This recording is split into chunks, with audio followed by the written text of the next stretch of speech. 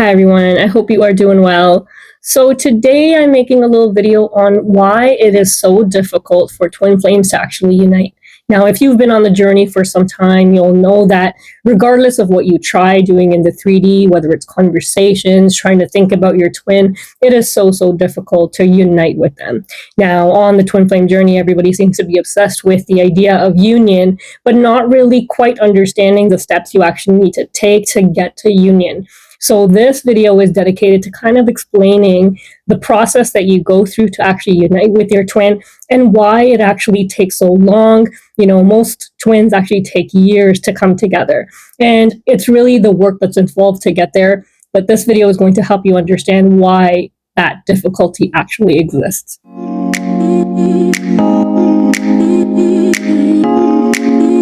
Now, a lot of twins actually struggle with the idea of really understanding why it's so difficult to unite with their twin.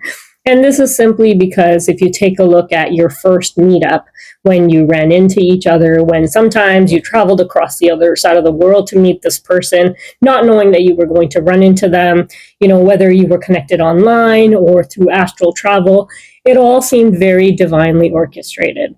So the question becomes, wait, if somebody was guiding this so perfectly timed that first time when you got activated onto the journey, why can't it happen again? Where did all those people, Cupid, whoever shot that arrow, disappear? Because if it happened once, surely it can happen again, and this time more permanently, but it doesn't. So what is it that holds you back from coming together? And the answer to that is simply your frequency, because you are not actually aligned with each other. Now, when you think about that divine orchestration of when you first came together, what did that actually feel like? It was that perfect, harmonious, and miraculous alignment between these two individuals. And, it only lasted a little while. We become obsessed with that bubble love phase because it's so short-lived. And really what ends up happening after that bubble love phase actually ends with your twin is you keep going in search for that feeling again. So essentially, we can say that the times that you actually are able to feel harmonious with your twin is because for that moment in time, you are a vibrational match to each other.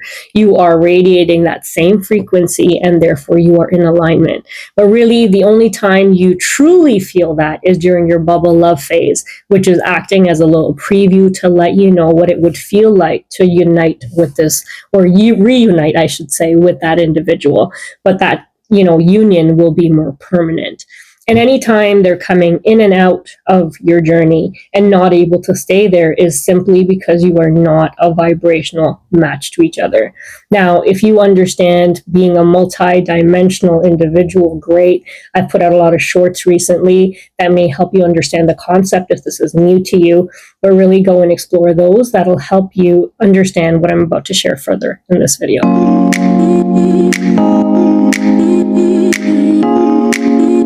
Now, to be a multidimensional being and to be able to do timeline shifting is really about the choices that you make. Now, understanding that as a human being, your purpose really is to expand your consciousness. And as you are able to do that, especially if you've gone through a spiritual awakening, you are taking a look at your patterns, your beliefs, the way that you've been choosing to live in your lifetime, the lessons that you've come across, and really outgrow them. And as you understand your patterns, and this is happening as you tap into those higher states of consciousness, you have the ability to then break those cycles, break those patterns, and choose an alternate path for yourself. Because really, if you understand, timeline shifting, you will know that you can experience a different reality at any point in time. They all exist. The only thing limiting you from being able to experience this is the conditioning that you are in, not understanding the patterns that hold you captive to your particular timeline. Now, if you think about that, just take a look at, as you start to experience that expansion in your consciousness, as you are moving up that ladder of consciousness during your spiritual awakening journey, look at how many people fall out of alignment out of your life, out of your patterning. That's because you are no longer a vibrational match to them. This is also the same for the food that you've been eating and enjoyed all your life. All of a sudden, it no longer has that same taste for you and is no longer aligned with your energy. So you let that go as well. Places you work no longer feel in alignment with you, and therefore you have to let those go. So similarly, you are making conscious choices based on what feels right, which is in alignment with you. And that is how you begin to shift your reality. Now, I want you to think about your life as being a radio, one that has potentially, let's say, 100 stations. Now, let's say that if you are on station number 1, you will not know what the reality of those 99 other stations looks like until you are in alignment with them. What's keeping you from actually experiencing the reality on those other 99 stations potentially is your ability to be in tune with their frequency, turning that dial through conscious choices so that you can actually make the shifts, break out of old cycles and patterns, and be in alignment with, let's say, station number 2, station number 3. Now, let's bring that back to twin flames for a second. When we talk about that initial meetup, what did it take and why was it divinely orchestrated? Is because in order for you and your twin to actually come together for that perfect meetup, whether online, in person, whatever that looked like for you to be activated, you had to be in alignment with each other. So that divine orchestration was really to be able to bring you two together, the two twins, on that same frequency for that moment in time, however long it lasted. So if you were busy surfing on, let's say, station number 1 and your twin was on station number 2, you both had to be brought into alignment to be on station number 2 or possibly station number 5 for whatever that time period looked like. And the second that was done, the purpose was served, you two connected and then had to kind of go back to your regular frequencies, your old patterns, cycles, and whatever needed to surface for you. The wounding came up, that vibration, that frequency fell apart, and you resorted back to your original states of consciousness. Now, if you just take a look at the two twins, one is always operating a little bit higher than the other. One is almost, wounded more than the other. One is feeling more lack of self-worth than the other. That is actually why one is chasing and one is running. You are not a vibrational match to each other.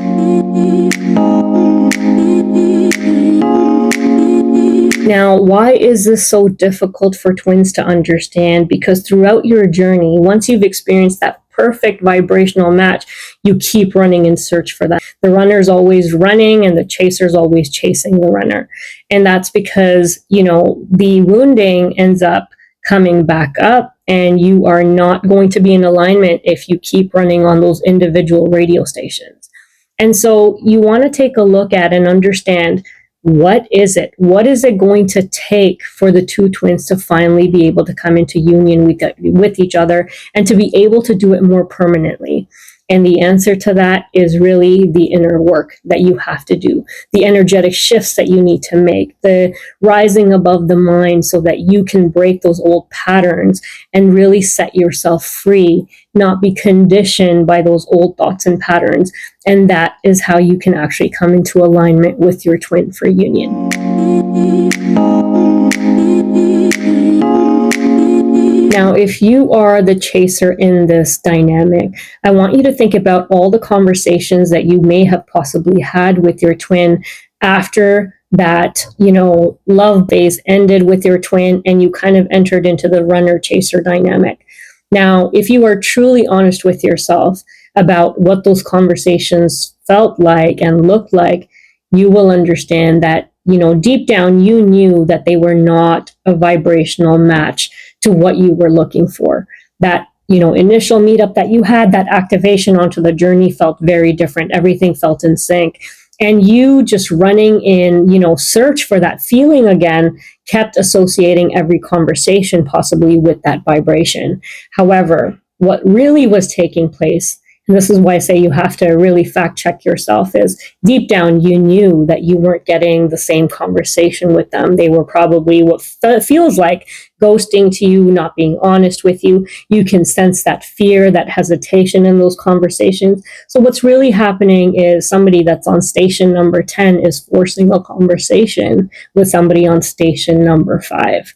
And so if you really pull yourself back from this connection and understand that you need to actually find a way to actually be a vibrational match so that the individual, not you coming down to station number 5 if you're on 10, because the whole purpose here is the expansion of your consciousness. This is what this journey is really about, is to see how can you get your twin to move up the ladder of consciousness and unite with you at that higher form of reality where you have all your desires fulfilled. You are at that level of your self-mastery and, possibly unity consciousness.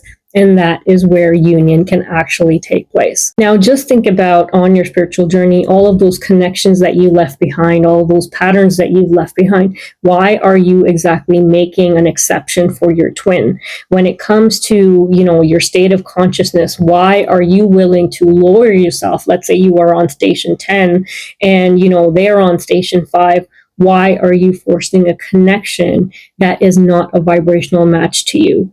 It is literally going against the whole purpose of your journey. So let's talk about what you need to actually do to not compromise your state of consciousness as you are on this journey of expansion, but also to be able to unite with your twin.